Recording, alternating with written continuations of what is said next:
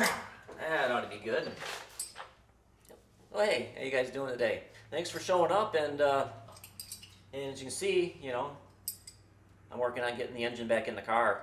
And if you guys have been following along, or maybe you're new to the channel, I'll explain to you what I got going on here. I just recently put brand new CB Performance square port CNC machined heads on here, and really can't see them because they're buried underneath the tin.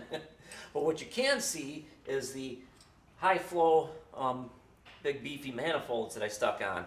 It's got the big CB on there. And basically the specs on the engine is 2234 cc's, which means it's 92 millimeter bore with the 84 millimeter stroke, and it's built on a late model Volkswagen Type 1 style engine. EFI, built with Mega Squirt 3 and turbocharged. But yeah, I got a few more things to wrap up before we can make the Thunder, but I'm going to kind of show you what I kind of did here and some of the changes I did on the engine. As you can see, if you've seen the engine before, the engine tint is a different color. I decided to tidy it up a little bit and just paint it flat black, and to me it looks a lot meaner.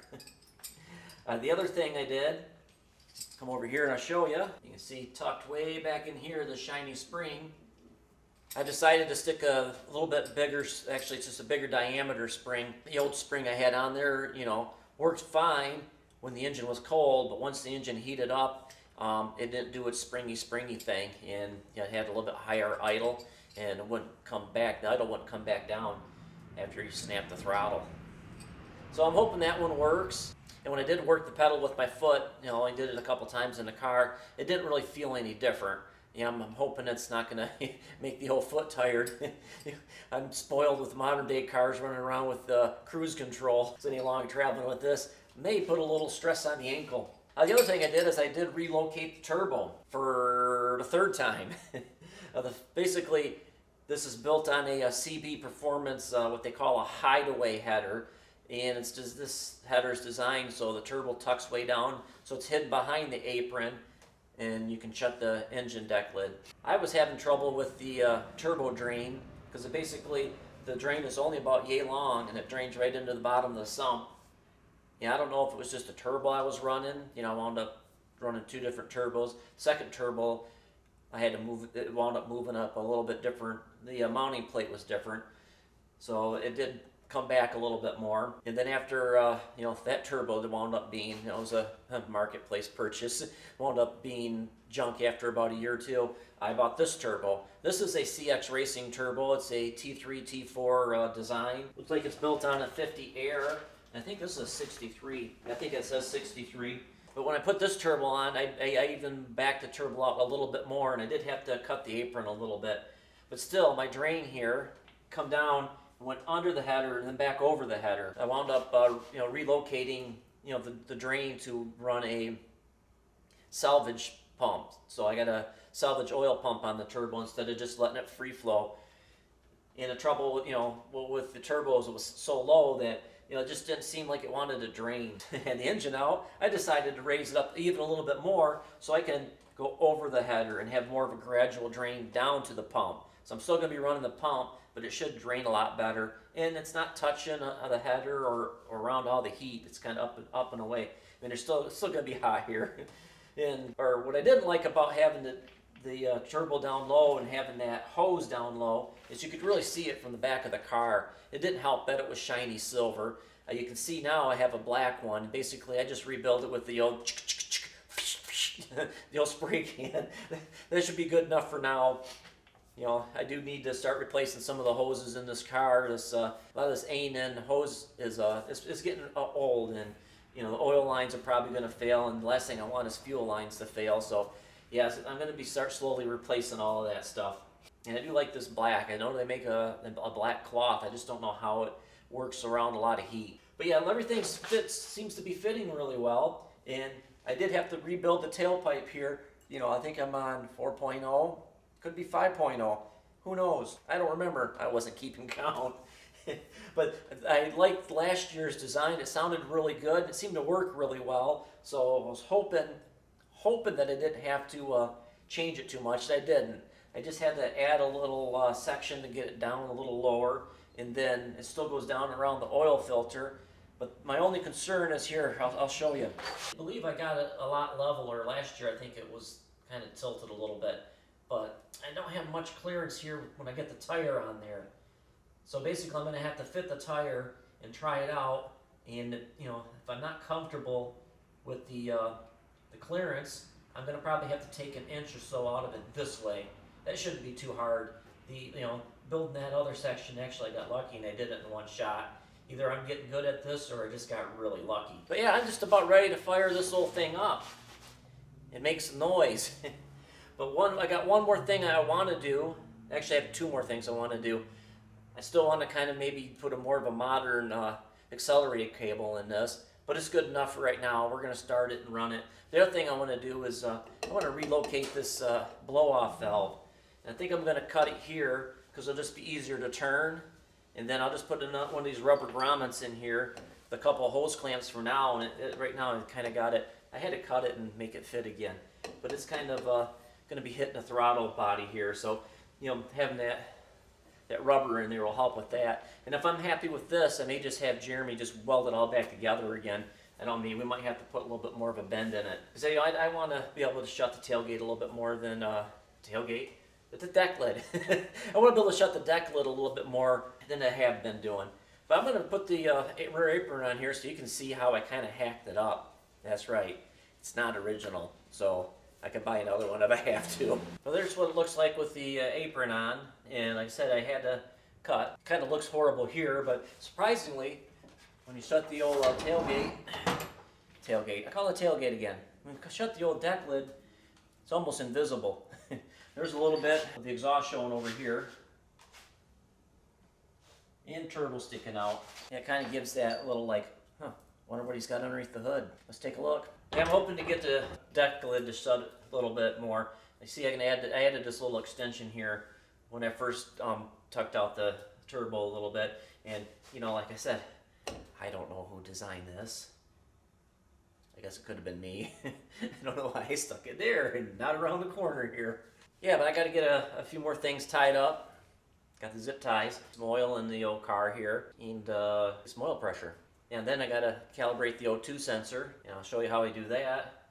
And then maybe we'll make some noise. So hang in, stay tuned. I got most things finished up here. Now what I'm going to do is calibrate the O2 sensor. And I told you guys that I'm going to kind of show you how it's done. It's pretty easy. I believe it's an LC2 controller I use by Innovation. I believe it's Innovation Products. When I rebuilt the tailpipe here, I had to take the O2 sensor out. And in order to take the O2 sensor out, I had to unplug it. And that's one thing they recommend.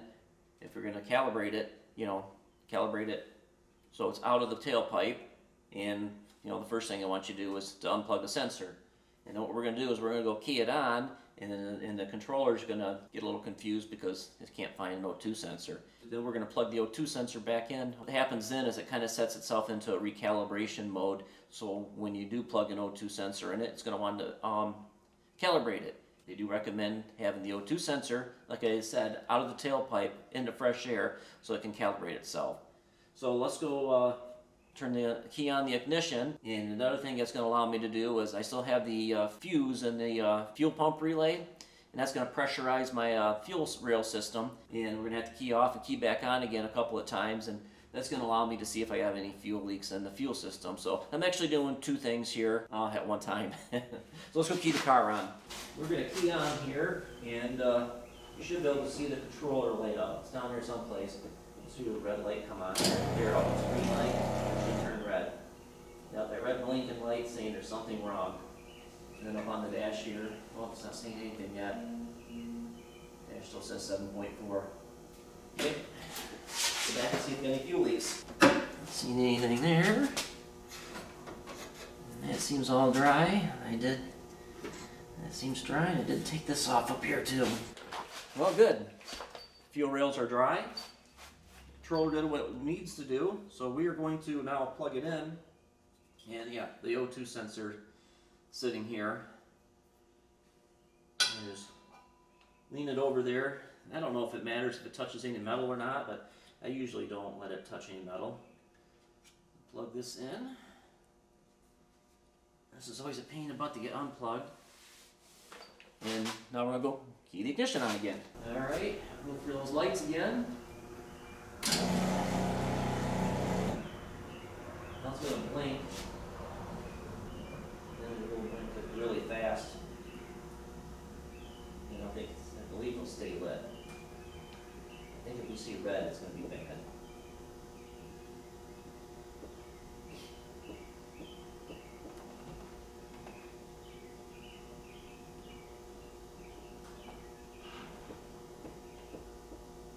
There we are. That's good. And just yep, that says 22.4. And O2 sensor is now calibrated. All right, now that that's calibrated, I have to unplug it, screw it into the tailpipe, and plug it back together, and we should be good to go there. Then we need to obtain oil pressure before we can put plugs in it and fire it up. And I got to double check to make sure I got some spark plugs, because these heads take a different plug. They take the skinnier 12 millimeter versus the 14 millimeter that the old heads took. They're still 3/4 inch reach, but just thinner or smaller diameter, which is nice because it gives more material in the combustion chamber, for less chances of cracking. All right, got oil in there. Now I just got to start rolling it over with the key. Like I said, I usually leave the spark plugs out just so the engine rotates a lot faster and helps it gain the oil pressure. The oil I like to use here is pen grade, and I'm running a straight 30 motor oil. I know a lot of people like to run 20/50, but I pretty much drive this in the summertime, and I like the 30 weight. They make two 30 weights. One's a break-in, and this is just their standard straight weight. And I believe, since it doesn't say partially synthetic on here, that this is the full dinosaur oil. The story on the pen grade is that it's the original Kendall oil, and they actually sold the name, but not the oil. And this is the green oil. So yeah, we gotta start turning the key over here and see if we can get some oil pressure. It's probably gonna take several revolutions, and probably have to let the battery in the starter rest once in a while too. But yeah, let's see what happens right now. So I'll have you guys watch the oil gauge here as I operate the key.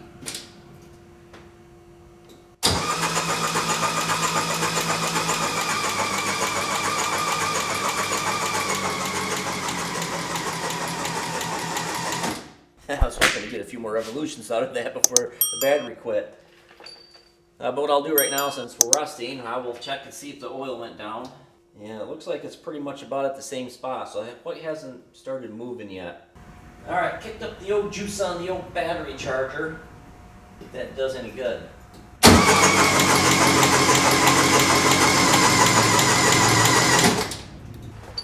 Got a few more cranks that time. Let's see if we're pulling any oil. Hasn't moved yet.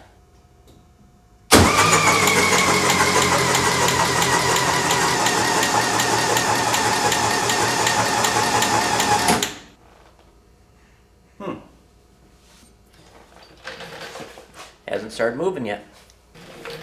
Let's give it a few more revolutions, see what happens.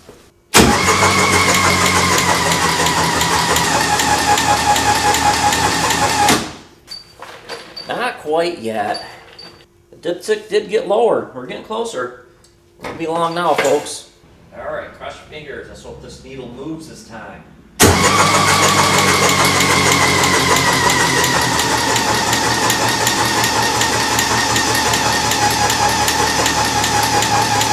There we go. Not bad, about 10 pounds of cranking. Now the long process of putting spark plugs in this. The reason I like running the single throttle body here is it's easier to get at the spark plugs. If you get the dual throttle bodies, they're in the way because they're based on an IDF manifold. I think they do make some that look like IDAs, and the spark plugs are probably easier to get at with those, but yeah, so far I seem to make pretty good power with the single throttle body, and I'm going to try and keep it that way.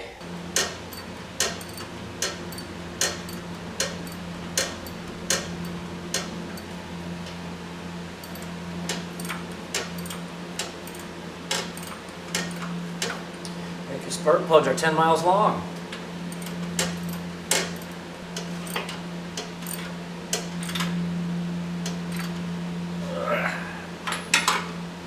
There, that wasn't too bad. Not gonna lie to you, I was a little worried about that. First time I put the plugs in with the new manifolds, and I noticed that the fuel rails sit differently. I did have trouble on number 2 because the fuel line and my oil line there kind of got in the way. But yeah, other than that, it went easy peasy. I put some wires on here, put a fuel pump fuse back in the relay, and we'll see if she makes some noise. Don't plan on running it really long. For one, I already noticed a valve cover on this side over here leaks. I noticed that the valve cover on that side was leaking, and I kind of took care of it. Kind of disappointed. These bug pack racing valve covers didn't really seem to fit well on these brand new heads. Let's see if we can make some noise. Oh yeah, that, and also I had Jeremy, probably can't see it, but we wound up opening up the pathway for the idle control valve, and it's probably going to idle really high too. And I didn't bring the old laptop out, so I can't really make any adjustments. But yeah, we're just going to see if it makes some noise. All right, here goes nothing.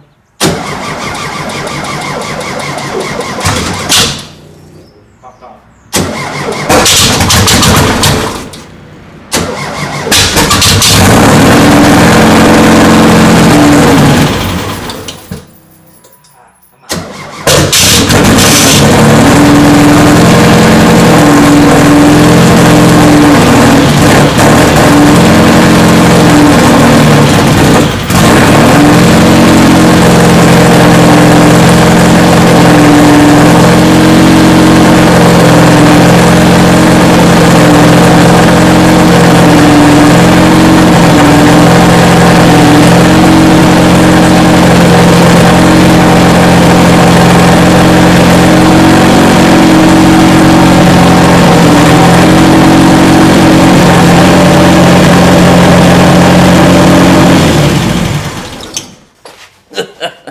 Oil's burning off the header, that's what all the smoke is. But yeah, he made some noise, and like I said, idling a little high.